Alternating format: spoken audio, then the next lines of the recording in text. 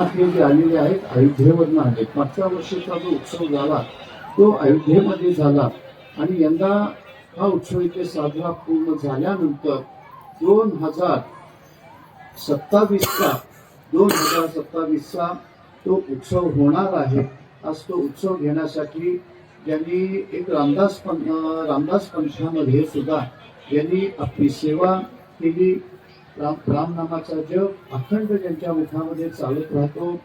आपल्या रामांचं मंदिर आज त्यांनी एक राजनाळ म्हणून गाव बिदर जिल्ह्यामध्ये हे गाव स्थित आहे आणि अजूनही त्याचा या राजनाळच्या गावाच्या जवळजवळ कोणतं गाव असेल तर मैलार हे गाव आहे. मल्हारनाचं मैलार आहे.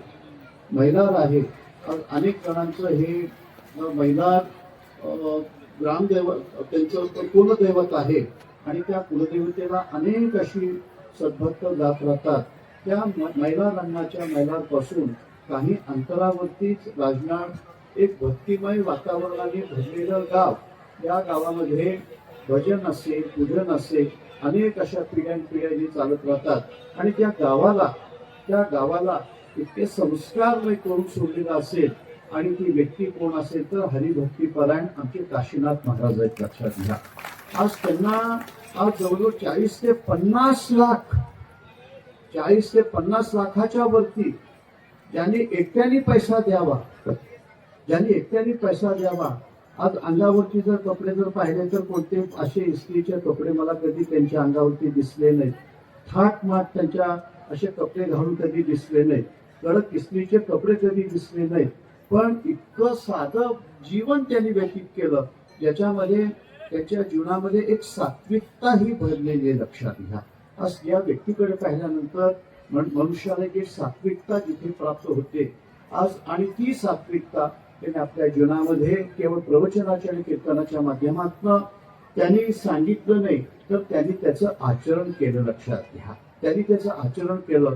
त्याचा आम्हाला खूप मोठा एक अभिमान वाटतो. या गोष्टीचं आम्हाला एक समाधान वाटतं. अशा ग्रामीण भागामध्ये राहून सुद्धा ज्या ग्रामीण भागामध्ये ज्या परिसरामध्ये पंचक्रोशीमध्ये आज त्या सर्व सद्भक्तांना जी शिस्त लावली, नामस्मरणाची शिस्त लावली, भक्तीची शिस्त लावली, सेवेची शिस्त लावली. अनेक प्रकारे त्याच्यावरती 1 तास मी बोलू शकतो. इतकंच नव्हे 1 तास मी त्याच्यावरती बोलू शकतो. आज इतकी सात्विकता आणि पवित्रता. कारण माणसाच्या जीवनामध्ये आचारो प्रथमो धर्म हा हे जे वाक्य सांगितलेले आहेत आज प्रत्यक्ष आज आम्हाला त्यांच्या त्या जीवनामध्ये पाहायला सापडतात. लक्षात घ्या. म्हणून पुढचा जो उत्सव होणार आहे वास्तविक आम्ही निलंग्याच्या उत्सवामध्ये आम्ही तो जाहीर करतो. पण ज्यावेळेस आम्ही आणि आदरणीय भिमराजी महाराजांनी दोघांनी विचार केला, अनेक जण या उत्सवासाठी तारखा मागतायत, वर्ष मागतायत, सेवा मागतायत. पण पुढचा उत्सव जो होतोय तो आम्हाला देताना खूप मनाला एक प्रसन्नता आणि आनंद वाटतो. लक्षात घ्या. आनंदपूर्वक आम्ही जो जाहीर करत आहोत पुढचा उत्सव बिदर जिल्ह्यामध्ये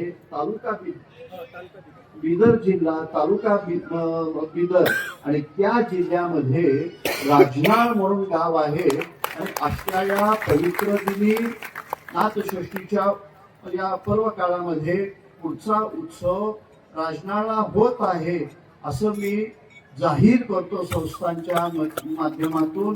कुंडली